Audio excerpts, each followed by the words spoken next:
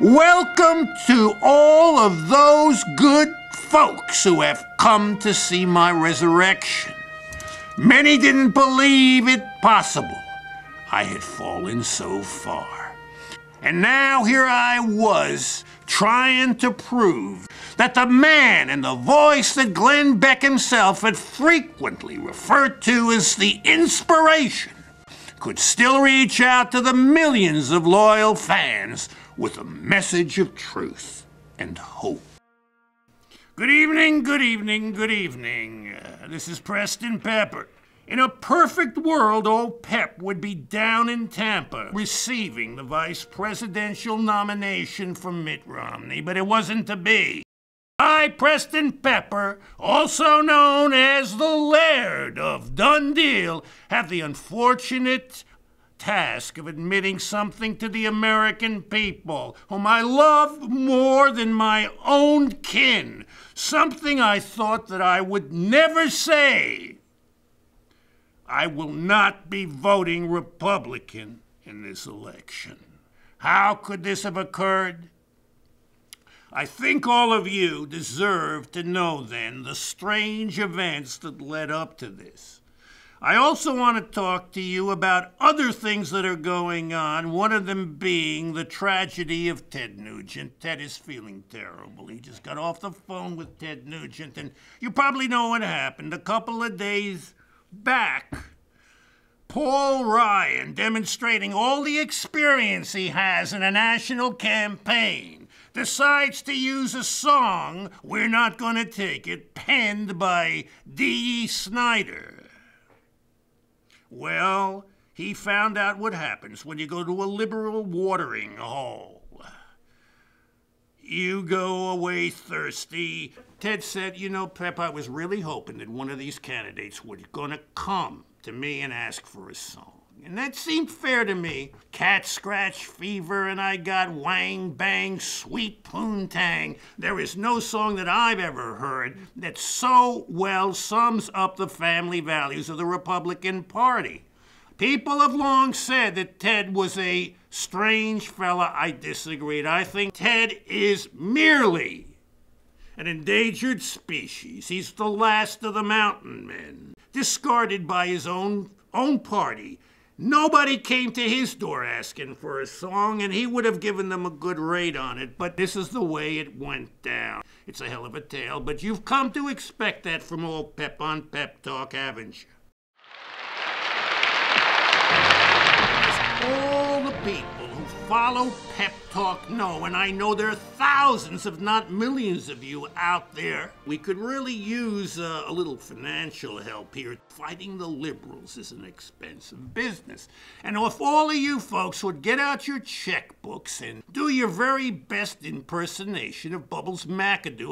When Bubbles hears a friend's in trouble, the first thing she does is reach for her checkbook and say, "How many zeros? How many zeros? How many zeros?" I don't want to have to ask again. Make all of those checks out to Rockland World Radio, care of Preston Pepper, P.O. Box 15679. Okay, well anyway, as all of the people who watch PepTalk know, John Milius, the libertarian film director, knocked on my door a while back, and he had a proposal in hand.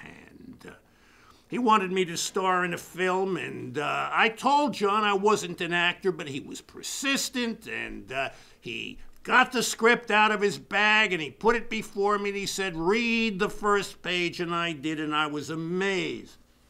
The script dealt with a story called Right Wing's Rocket, and it was a story about a person very similar to myself, a right-wing disc jockey who's the voice of the truth in a futuristic world gone crazy. They've re-elected Obama.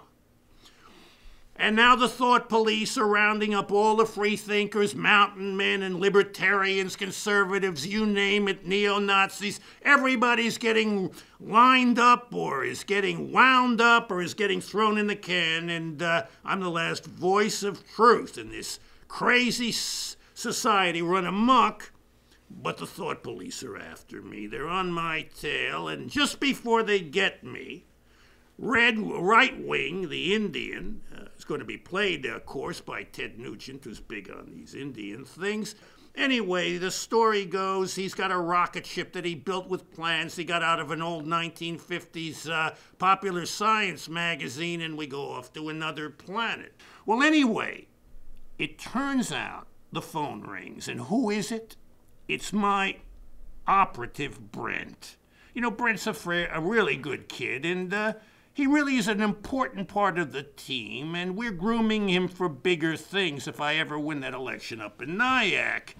And he says, Pep, guess who I'm drinking with? And I say, who are you drinking with, Brent? He says, I'm drinking with John Milius. And I said, oh my God, he's off the wagon again. He says, well, he's telling everybody who will listen, and I don't know how many are, but he's telling everybody that that script he showed you, which describes your trip to another planet, is a true story. Yeah, apparently he was scooped up by a Mormon spaceship. A Mormon spaceship, and taken to Kabob, the planet of the Mormon gods. And, you know, they wanted him to make a propaganda piece for Mitt Romney. And they told him what they had in store for America. Pep, it's so scary. The Gods of Kabob want to take caffeine out of American society. Oh my God, I thought, oh my sweet, ever-loving, blue-eyed Republican God. How can he do this, that Mormon rat? I was furious. How could he think he could do something like this? So I got out my cell phone and I tried to call the White House. And I said, this is Preston Pepper, I want to speak to the president. And as is always the case when I seem to call, he's out walking the dog. But I wasn't discouraged because, you know, old Pep always has a plan B. And my plan B was, okay, Romney, you want to play rough? I'm going to call the boys at Coca-Cola. And now I got to take a little break and tell you what's going on up at Fairchild's funeral parlor. You know, last week we were talking about the new plan that Andy has. I mean, nobody likes to get stuck in traffic going out to visit Grandma. And that's why Andy and the boys have come up with an amazing burial plan called Bob. B-O-B. Buried out back. Yes, we no longer take you to a cemetery far from home. Rather, we bury your departed loved ones close by, out in your backyard, just a little bit away from the septic tank. Say Pep sent you, and you'll probably get a discount, and you'll be able to put that loved one under the ground, B-O-B. Well, anyway, getting back to the story at hand, what happened? Well, I get on the phone to Coca-Cola, and these guys listen to old Pep. That's how they get the information they need for their global planning over at Coca-Cola. They do not make a move unless they speak to old Pep. You know, I told them Mitt and the Gods of Kabob want to make America caffeine-free. They want to shut you and Pepsi, the Coffee Boys, Tetley, RC, Red Bull, everybody down and in effect rule America from Kabob. Mitt Romney, even the liberals drink Coca-Cola. Why don't you drink Coca-Cola? You know, my dad, Red Pepper, always said, never, ever, ever trust anybody who doesn't drink Coca-Cola. He was a Pepsi drinker, by the way, and I could hear the buzz at the other end of the phone. Incredible, Pep, they said. You want to be CEO? The job's yours. Brilliant, but still. What about you know who they asked? Would he have to stay president? And I said, we'll cook that lame duck in Coca-Cola and serve him with prunes. And, you know, I got the feeling, boys, that Obama is going to reinstall a Coke vending machine in the Oval Office. My God, they said, we haven't had a vending machine for Coke in the Oval Office since Ike was president. Pep, this is fantastic.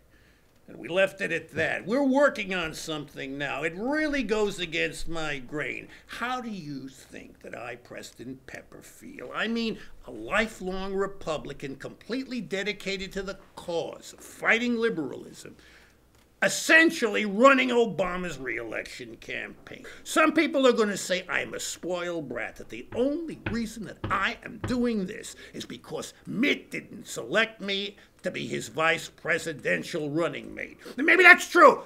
I admit I am far more qualified than that silly little boy he picked up there, Paul Ryan. That dumb Mick couldn't make fire with a pack of matches. I've got the experience, but I don't care. I'm going to be on a plane tonight back to Scotland where I'm appreciated. You know, not going to live forever, and one day Andy's going to claim me.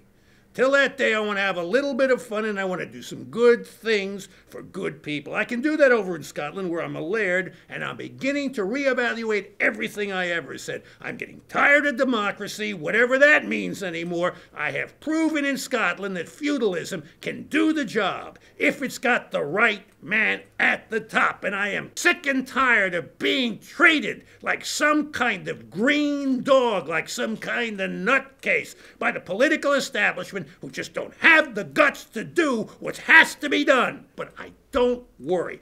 I just squeeze my porcupine, hug my porcupine, hug my porcupine, and hugging my porcupine, everything is going to work out fine. Preston Pepper is not going to be pushed around by a bunch of Mormon extraterrestrials. You got that, pal? So all I want to say is, good night. I love you. Could somebody get me out of here? Come on, Richard, put those cards down and get there. Get me out of here. I'm sweating like a pig.